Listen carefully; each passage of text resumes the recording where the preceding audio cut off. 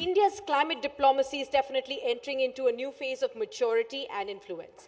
This session truly unpacks how negotiators, think tanks, and policy makers are shaping India's role on the global stage, turning diplomacy into opportunity and ambition into action. From COP corridors to bilateral breakthroughs, discover how India is not just participating in the global climate dialogue, but helping to redefine it. Let's put our hands together to welcome our next set of panelists. Dr. Nilanjan Ghosh, Vice President and Senior Director, ORF, to be with us on the stage, please. Dr. Jayavardhan, Raman Lal Bhatt, Distinguished Fellow at RIS.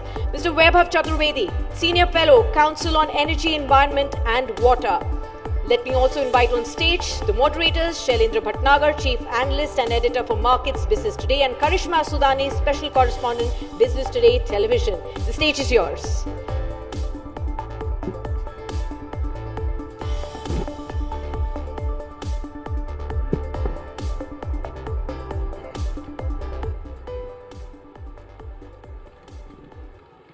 Good afternoon, ladies and gentlemen. A very warm welcome to you in this wonderful hall. And two parts of climate change I'd like to mention right on your table. 3-4 years ago, when we used to gather into such events, there used to be plastic bottles on your table, which you would throw after consuming. So one change is that.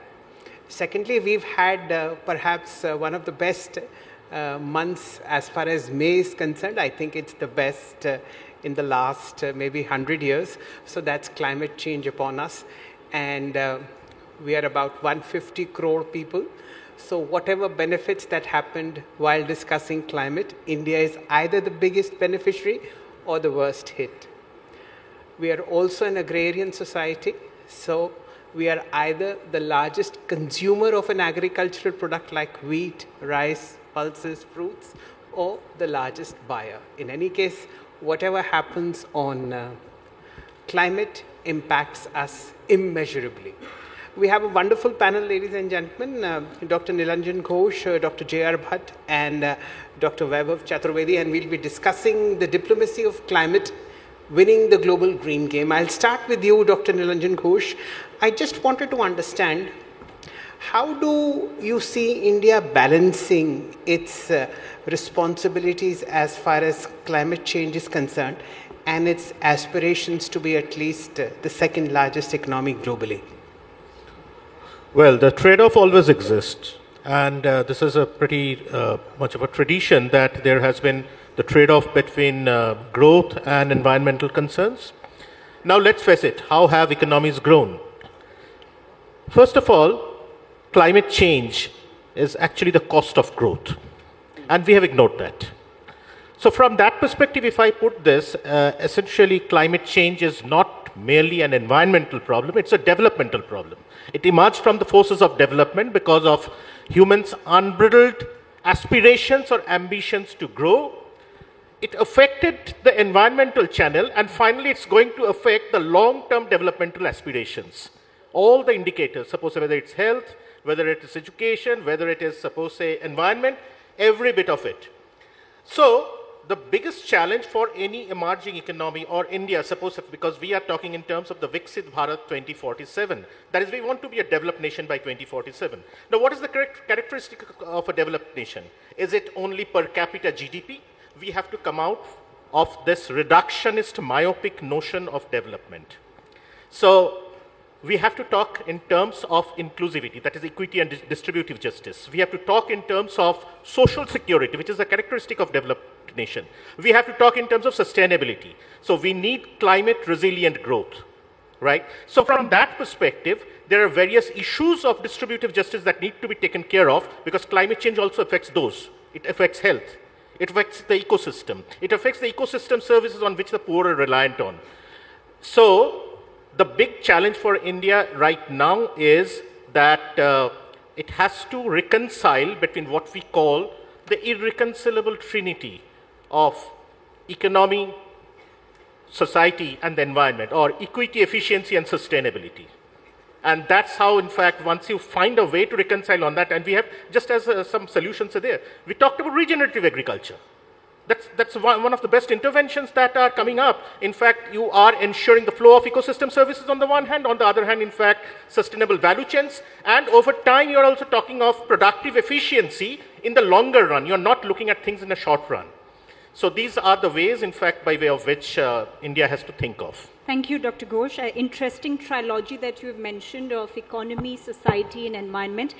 Let me get Dr. Bhatt in, and you've worked extensively at the intersection of science and policy.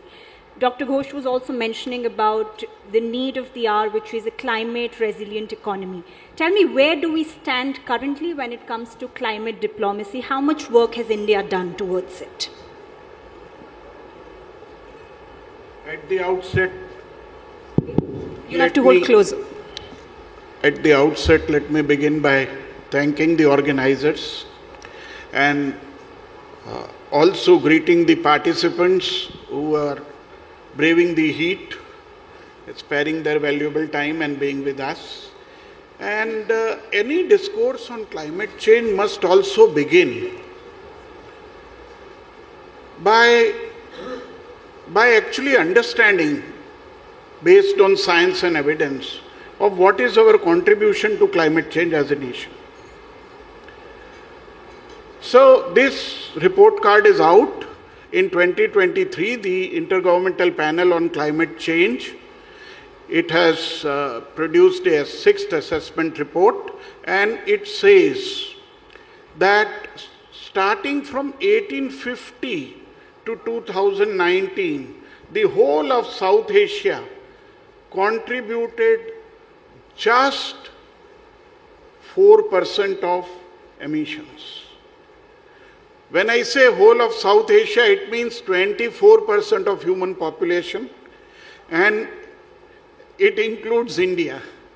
So while we discuss what we should do in terms of addressing climate change, we also must never forget the fact that the latest science says that our contribution to climate change is very limited. People may say that you have too much of population, so your per capita emission you must be talking about. No, I am not talking about per capita emissions.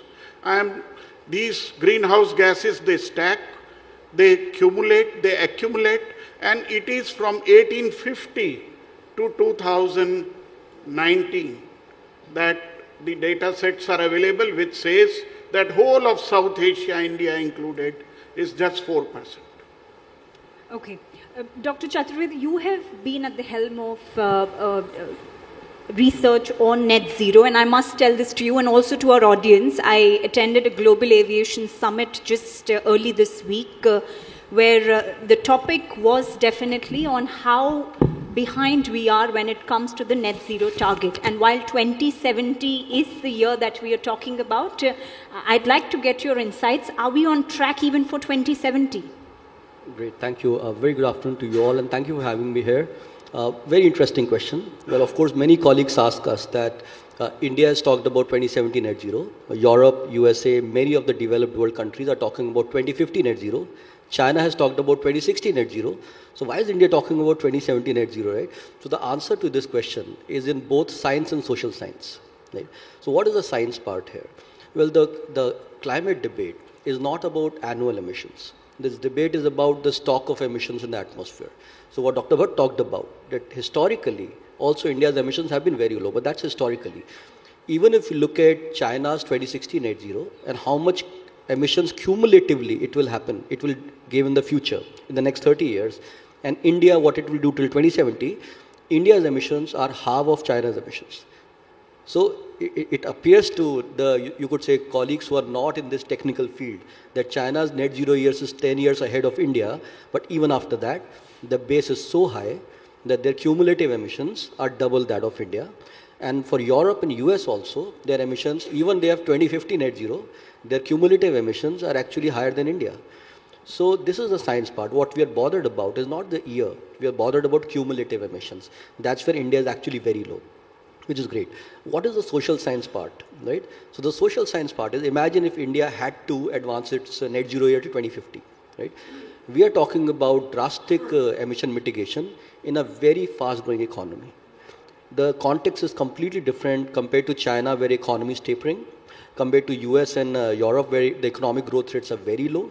So for an economy that is growing at such a fast pace, it's very challenging to actually decarbonize. There are going to be impacts on the economy. We want to avoid that at any cost. We don't want shocks to the GDP, right? So that's what it practically means. You might have heard about the Yellow Vest protest in the France.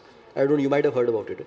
So even in a developed world, when they started raising energy prices, fossil energy prices, for achieving climate goals, they were protests. So they had to roll it back. Even countries that have such deep fiscal capacity. So just imagine for an economy that is like $3,000 per capita income compared to France, which is over $40,000 per capita income. So for us, it is actually very difficult. So that's the social science of it.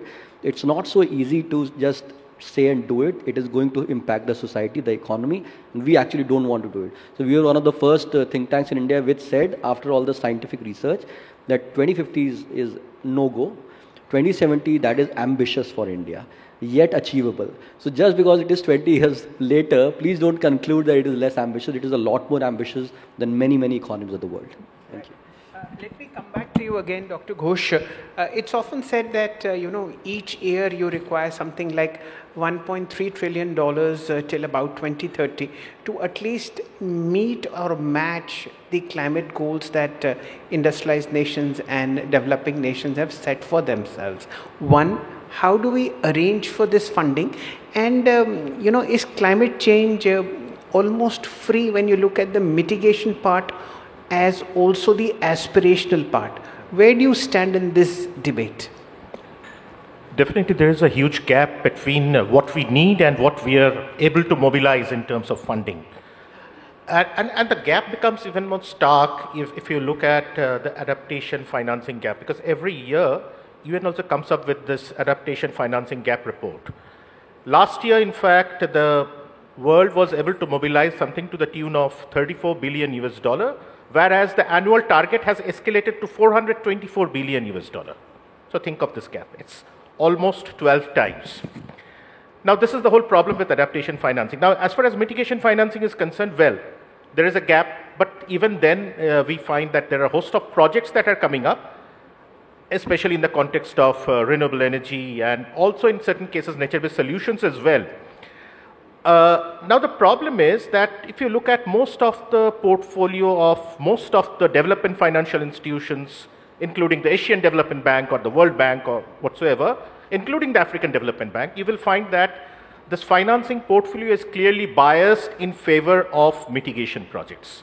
Around 85 to 90% of the funding of the ADB is getting into mitigation projects. Barely 5 to 10% is getting into adaptation projects. In most cases, they say that we don't find adaptation projects to finance.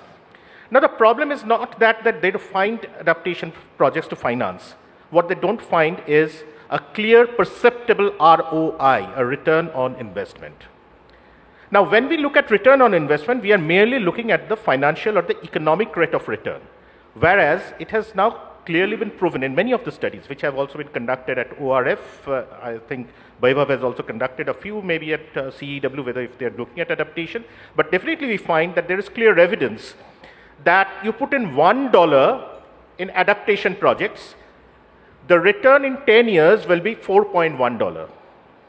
So it's 4 times. WRI has recently come up with this study.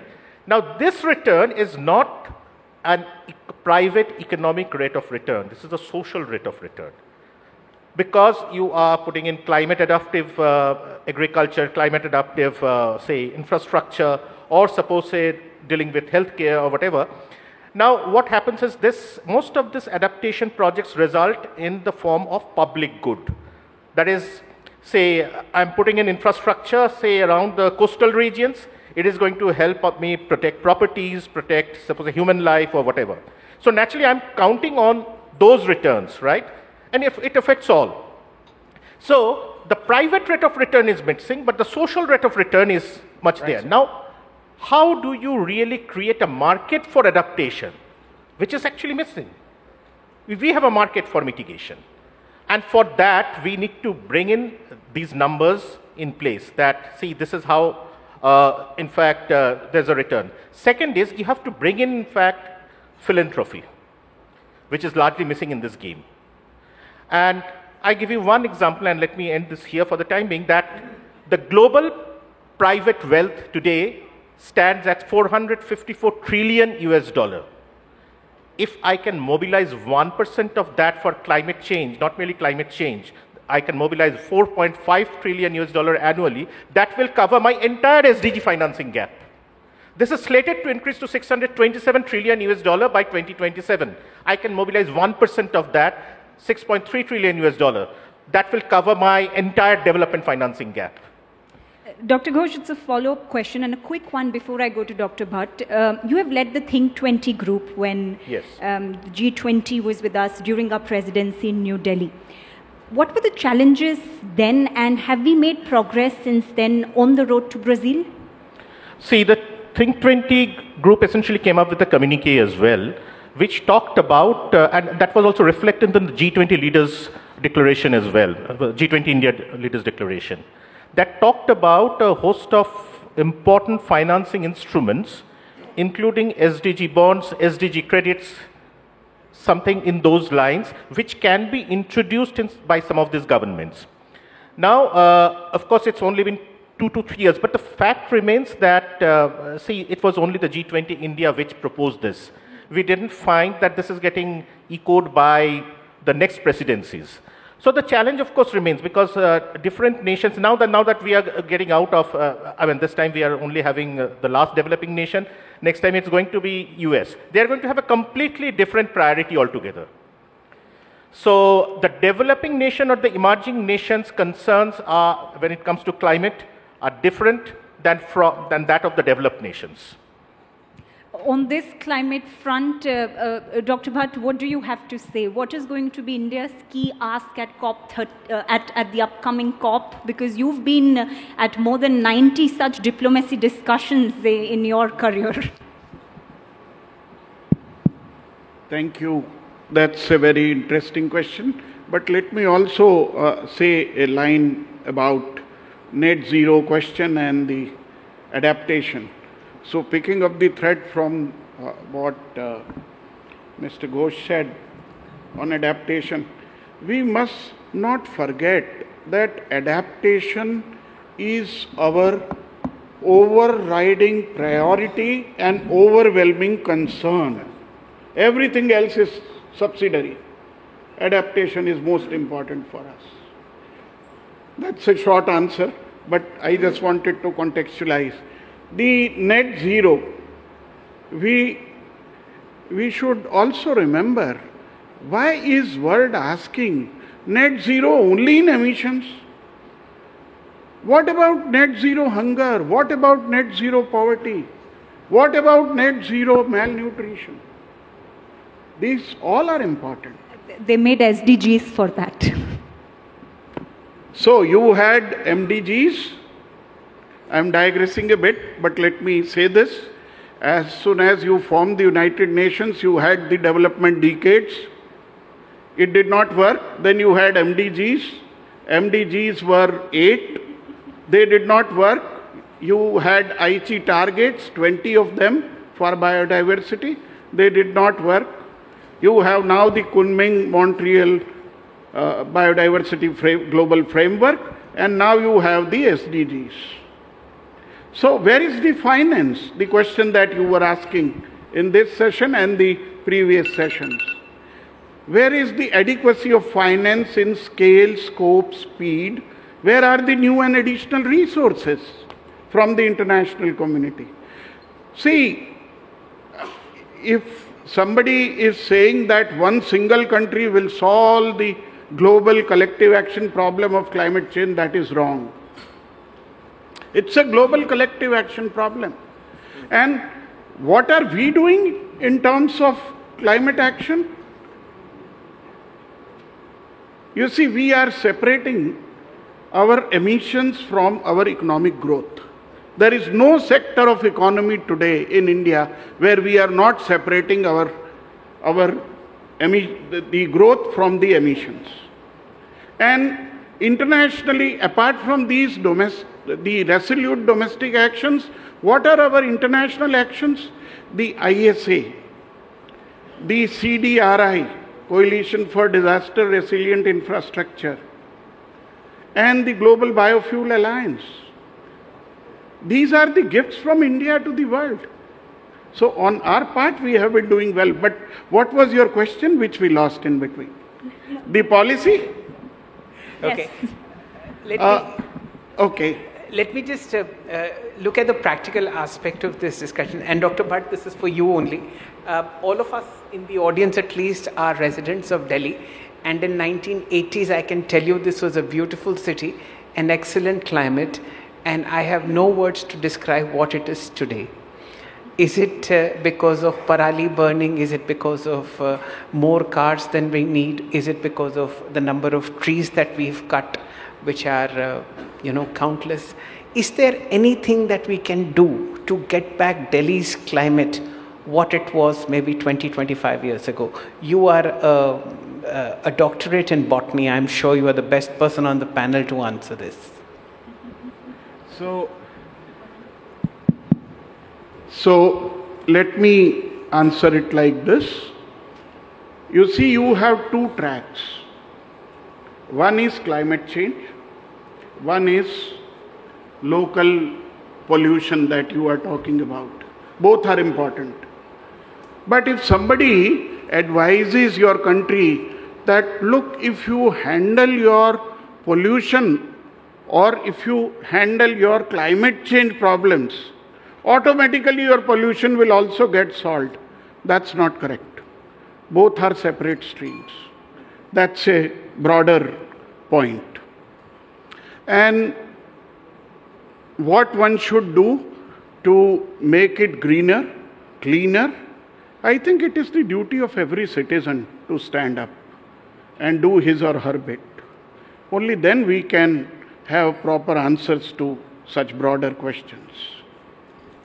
But let me answer her question. She wanted to know if we have a overall policy, the broader context. Was that your question, which we lost? So yes, on climate change, the policy on climate change in India is informed by our adherence to foundational principles of the UNFCCC, the declining carbon budget, because Earth's carbon budget has been already appropriated by the developed countries. You have very little of it left for 1.5 degree and the 2 degrees and this thing of Paris Agreement. You have barely 500 and 1350 gigatons left.